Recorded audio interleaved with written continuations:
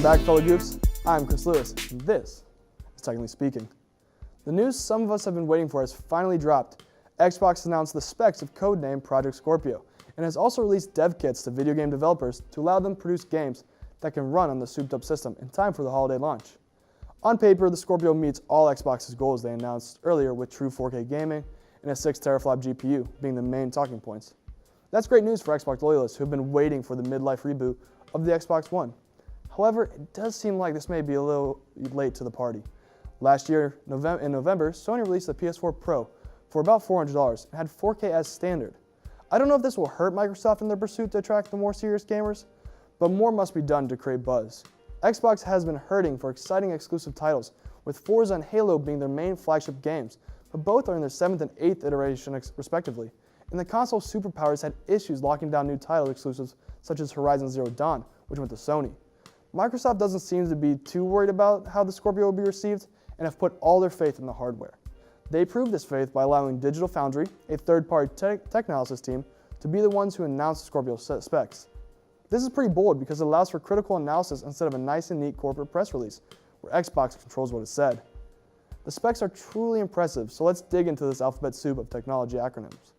As I said earlier, the main goal for Scorpio was to have true 4K gaming at 60 FPS, as well as having 6 teraflop GPU. In human words, this means the Scorpio will process 6 trillion floating point operations per second, giving the developers the ability to construct more complex virtual environments with this added computing power. This is a major upgrade from Xbox One's 1.31 teraflops and PS4 Pro's 4.12. With 40 customized Radeon compute units, the Xbox's GPU will be clocked at about 1,172 megahertz, which also beats out Sony by a little over 200. It will also be equipped with 12 gigabytes of GDDR5 memory that will be shared across 12 1GB chips, with each having a 32-bit interface. The Xbox will perform at 326 gigabytes per second memory bandwidth, which means it will be able to push 328 gigabytes of visual data from your Xbox to your TV per second, which is going to result in some robust and beautiful games. It will also come equipped with a 2.3 gigahertz processor with 8 custom x86 cores, which slightly edges out Sony, with theirs coming in at about 2.13 gigahertz. Some other features that were announced include a 4K UHD Blu-ray optical drive, a 1 terabyte hybrid hard drive, and 100% backwards compatibility. That's all fine and good, but what does this all mean? In summation, Xbox Scorpio will become the new standard for at-home consoles due to its incredible power. But does it achieve Xbox's goal of competing with PC gaming? CD Projekt Red's game developer, Mateusz Tomaszkiewicz, doesn't seem to think so. In an interview with Gaming Bolt, he said, "New graphic cards are being released very often, and more often than new consoles being released. So I think it will put Scorpio on par with the PC at first, but I think PC is growing so fast, it will outpace Scorpio."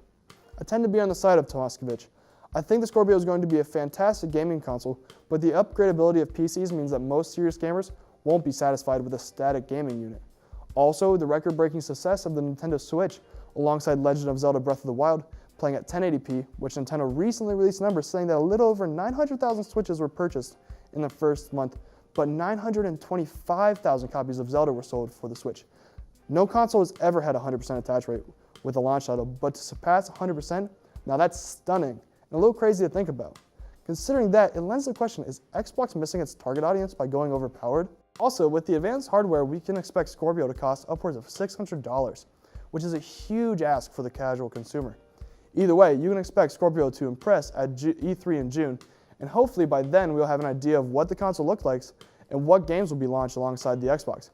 Maybe even get to see some demos. What do you think about Project Scorpio? Is the price worth the performance, or do you think this will fall flat among the gaming community?